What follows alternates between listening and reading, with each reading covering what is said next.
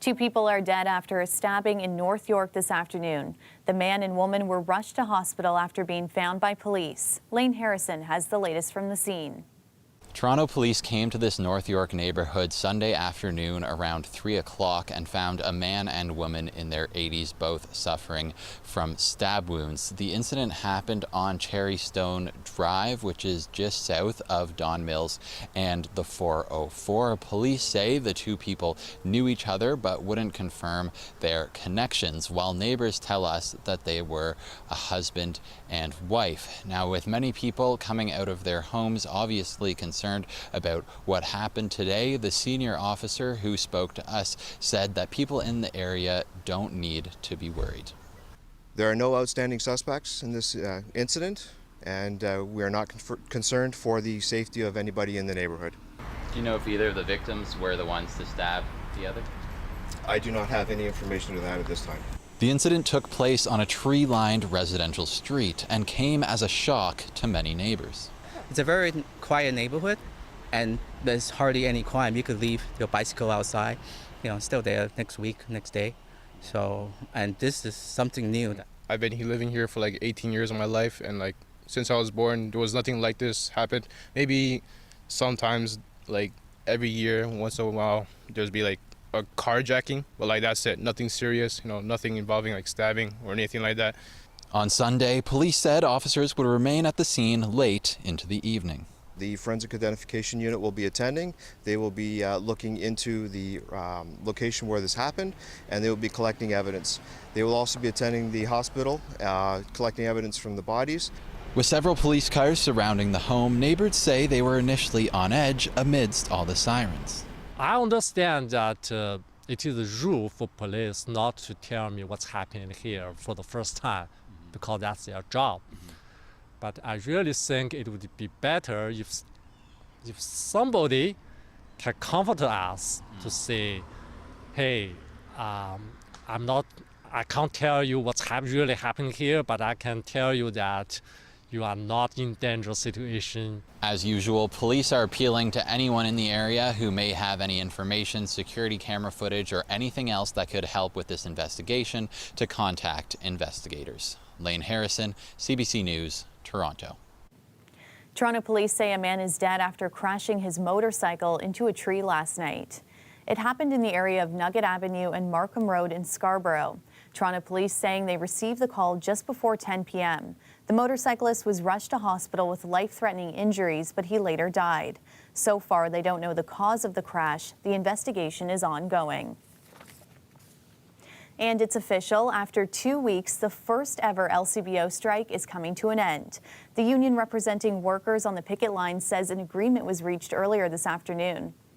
We're glad that we're going to be back to work, but Doug Ford forced us out on strike because he really never let the LCBO bargain to begin with us on our core demands, and didn't think that we would actually stand up. We should have never had to do this. The 3-year contract includes 1,000 new permanent part-time jobs, 60 new full-time jobs in logistics, a guarantee that no stores will close across the province during the duration of the deal, and a cap on private liquor stores that are able to sell spirits. Close to 8,000 OPSU members took part in the vote, with 90% of them agreeing to ratify the deal. The LCBO says it plans to reopen all of the closed retail stores on Tuesday. Today was the final day of the Honda Indy in Toronto, which organizers say has been growing every year. Nearly 150,000 attendees flocked to Exhibition Place this weekend. Anam Khan was there. The ultimate summer weekend for race enthusiasts. The fast cars in Toronto that close to home, it's a good time. The thrill, the roar of engines, and high-speed action. Fans flocking to Exhibition Place on the third and most important day of the Indy. Some fans even getting inspired. I'm trying to be a racer one day, and I'm just trying to see what they do, really get in their mind. Drivers preparing all year for today's race, pushing their limits on the track.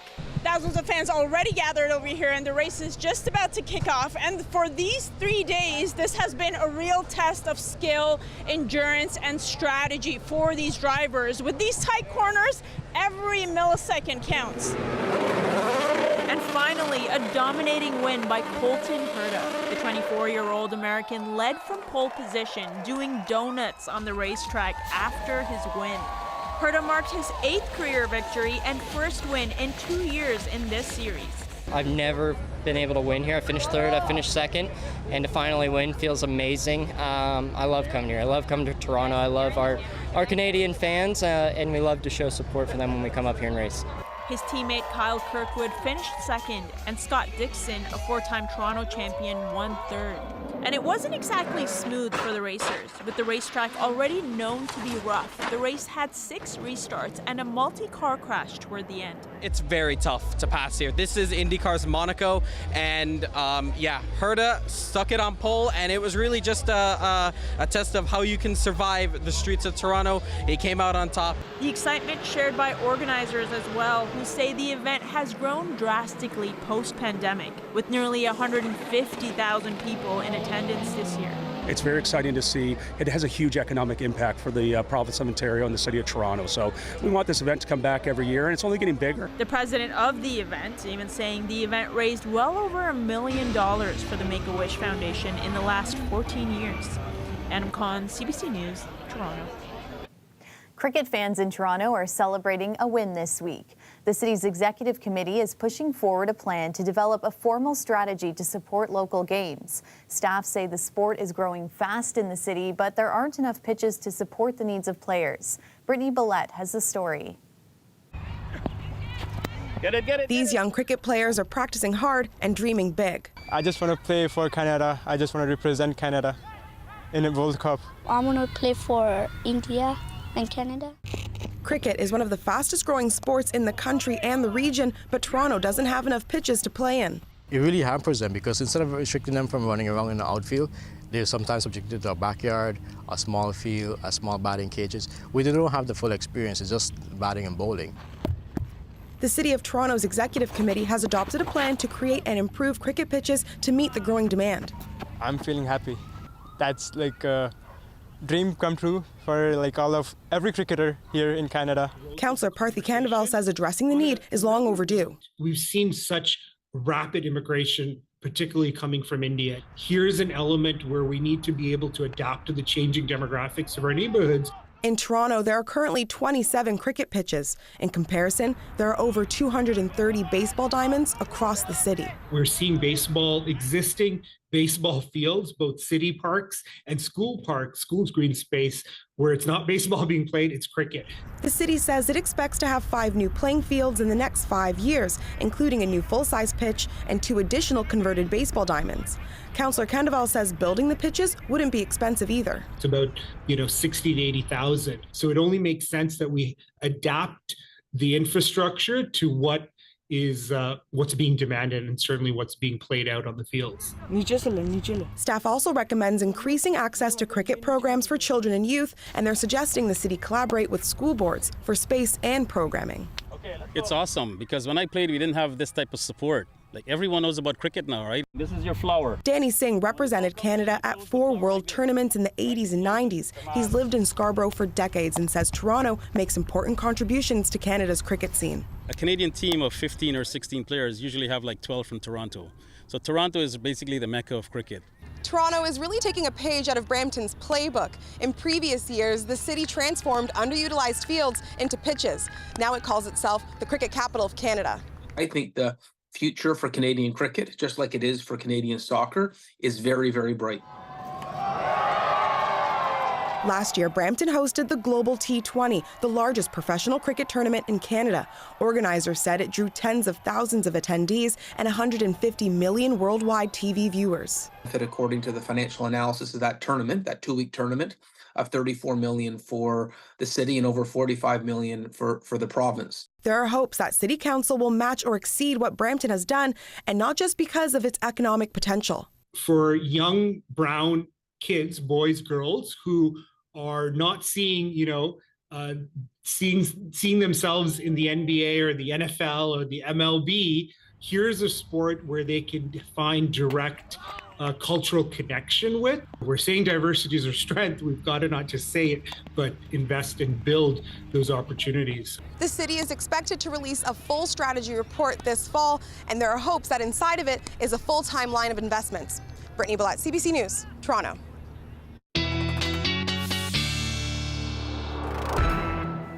Sophia Kambalia joins us now for a first look at the forecast, and today would have been a perfect day for a game of cricket. Yeah, even this evening, beautiful night to have the windows open, low 20s around the region, clear skies for the most part, not a lot of cloud cover. That wasn't the way it was earlier into the afternoon in parts of the Golden Horseshoe and around the 401, 402 corridor. We had some beefy storms show up into the afternoon and evening hours. This radar reflectivity from the past doesn't do as good a justice at showing the hail and some of the downpours we had, including around the Burlington area, which had a lot of homeowners that saw flooding this past week, a little bit concerned. Unfortunately, there is the chance over the next 3 days to have a rinse and repeat setup with some non-severe and some severe storms in parts of southern Ontario. Here's the trigger. It's going to be lake breezes over the next few days. Here's the culprit of the moisture. It's this system that will skirt by us stateside and provide ample moisture over the next few days. This isn't going to be a soaking, record-breaking flooding type week like we had last week, but Monday, the storm risk, again, not a washout, the storm risk will be to extreme southern lakeshore areas, and then come Tuesday, it's more of a story around the Georgian and the Huron shores. Now, coming up in the long range, we'll go through the temperatures. Monday morning is quite decent. Monday afternoon, again, just a low storm risk towards the south. The storm risk does grow as the week goes on for Tuesday and Wednesday, and I'll take you through all of this and tell you about some of the hazy skies we can expect as well when I see you soon in the long range. Thanks, Sophia. You're welcome. The 17th Big on Bloor Festival of Arts and Culture wraps tonight at midnight. The participating artists say the event is all about bringing the community together and having fun. How do you meet new friends? And like no one really knows, so we're trying to kind of create these spaces around like art and music and connection and community. You know, out here to have fun, get everyone moving and dancing. You know, I'd have a great time, you know, Sunday fun day. Dufferin Street to Lansdowne Avenue is closed, letting festival goers shop at local vendors and enjoy the music. Organizers say this year's event is focused more on local artists. Roads are expected to be reopened by tomorrow morning. Turning now to news south of the border, after weeks of defiantly saying he's in, Joe Biden has withdrawn from the U.S. presidential race. It ends weeks of speculation about his ability to continue the campaign and intense pressure from within his party. Paul Hunter has more on this memorable day in U.S. history. Outside the White House, as word spread quickly, the messaging was simple and, from Biden supporters, heartfelt. Thank you. In a letter made public by Biden, he wrote, "It has been the greatest honor of my life to serve as your president, but that it is in the best interest of my party and the country for me to stand down and to focus solely on fulfilling my duties as president." And so it is that Joe Biden is no longer running for re-election. His decades-long career in U.S. politics will end at the close of this term in January. Before then, there will be a U.S. election. And on that, in a statement from Biden on X, formerly known as Twitter, he called his Vice President, Kamala Harris, the best decision I've made, giving, quote, "my full support and endorsement for Kamala to be the nominee of our party this year." It turns U.S. politics on its ear, opening the door now to a possible open convention for Democrats with an as yet undeclared candidate, or the party may quickly agree on Harris. For Biden, the decision to quit is not entirely unexpected. The oldest president ever to serve in America, he'd been under fierce pressure to step aside ever since that disastrous debate performance with Donald Trump in June. With the COVID, with the whispers he was too old for the job turned into a firestorm, and separate missteps would follow. Ladies and gentlemen, President Putin. Questions on his mental acuity growing louder still. Fellow Democrats, both privately and publicly, pushing him to go because all the while, Donald Trump's standing in the polls seemed to strengthen. A would-be assassin's bullet all but deifying Trump in the eyes of his backers.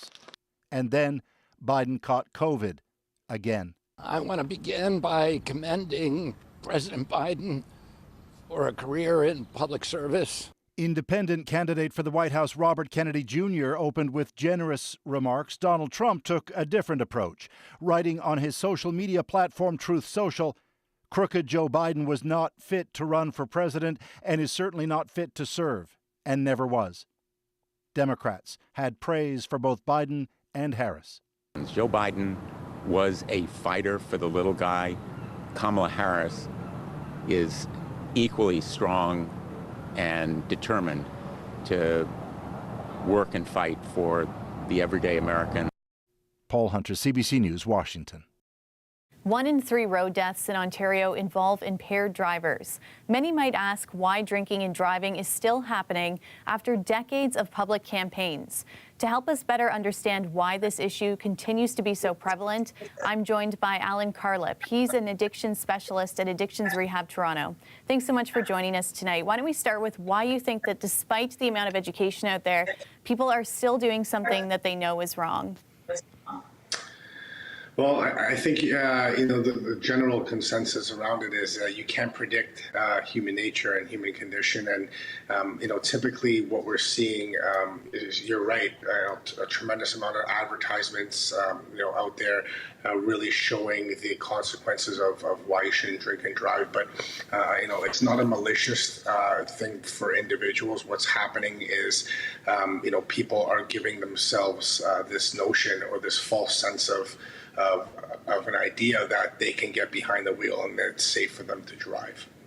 And you work with people who have been behind the wheel while drunk. What are some of those conversations like?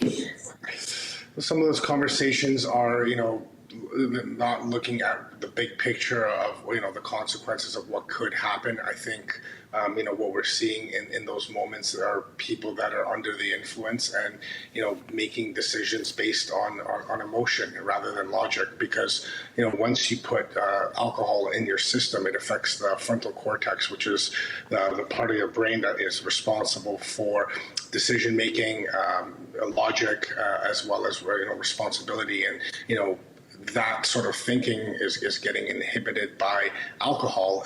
So, a lot of people are understanding that there is a limit, a legal limit, but they're going by their own limit and how they're feeling, and whether they continue to drink, further is really an internal factor around they're just, looking to chase a buzz, or they believe that they're okay to get behind the wheel and continue to drive. The province proposed new legislation in May that would impose tougher penalties on impaired drivers, and that includes a lifetime license suspension on those convicted of impaired driving causing death. Do you believe that would be enough to deter people from drunk driving? I mean, it's a case-by-case basis. I think now with the harsher consequences surrounding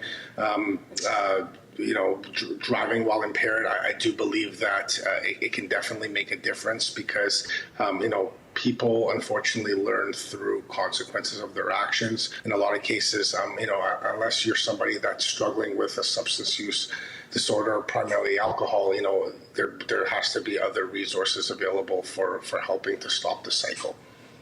And so what are some solutions that you would like to see? I mean, I believe that, the harsher mandates and the legal action around consequences, I think, is a huge start. I do think that, people should be provided with more resources available in order to get help. I do think that a lot of times, based on how socially acceptable alcohol is in our society, lots of people don't really understand that, there is a problem, or there could be a problem, because their thinking is sort of realm towards alcohol is socially acceptable. So I'd like to see, some potentially more resources and information and, support, as well as showing other individuals that help is available. Thanks so much for joining us tonight. Thank you so much. Accessibility advocates have come together to create a new project that maps out art installations here in Toronto while also showing how accessible they are for people with disabilities. We have a 14-feature accessibility tool, and it's not just looking at the basics of, is a ramp, can I get to it? It has layers of tools. So is it free? Can anyone get to it? Is there security? Because if there's security, people might not feel comfortable. Are there things like, are there benches? The project is funded by Canada Council for the Arts and the City of Toronto. The map is available for the public online with a major update expected this fall. A mobile app is also in the works.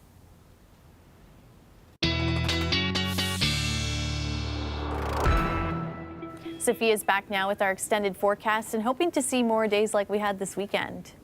There will be. We're going to have to pay for the few rainy days in the process, though. Monday morning starts off pretty good to start off this work week. Mainly sunny conditions in the high teens. And then here's what we have going on for the next few days. There's this system that's slowly creeping up from stateside. It will provide the moisture. The trigger will be provided in ample force by the Great Lakes over the next few days. So Monday, just a really low, non-severe storm threat, not a washout of a day, especially for those of you along the southern lakeshore regions, as we mentioned earlier. Tuesday, though, that threat gets a little bit more prevalent for everybody around the Golden Horseshoe, around the Georgian and the Huron shores, with a little bit more forcing from some of the Great Lakes. And then Wednesday, more widespread rain and storms possible. So Wednesday's potentially the rainy day. Tuesday and Monday, not a washout by any means, but every time we have one of these frontal systems coming in, guess what it's doing?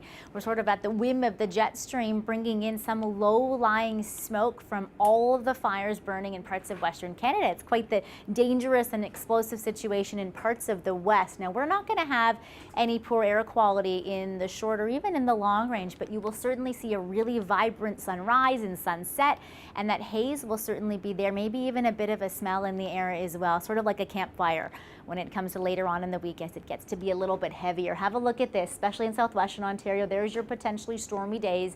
Monday, Tuesday, Wednesday, again, not a washout, and then Thursday, things really settle out. And here's that ridge of high pressure we've promised into next weekend. We will have glorious conditions to end off the week. A little bit more sunshine, then you can really see that here with the potential of some rainy days, and then that ridge of high pressure settling into what is hopefully going to be quite a nice weekend next weekend.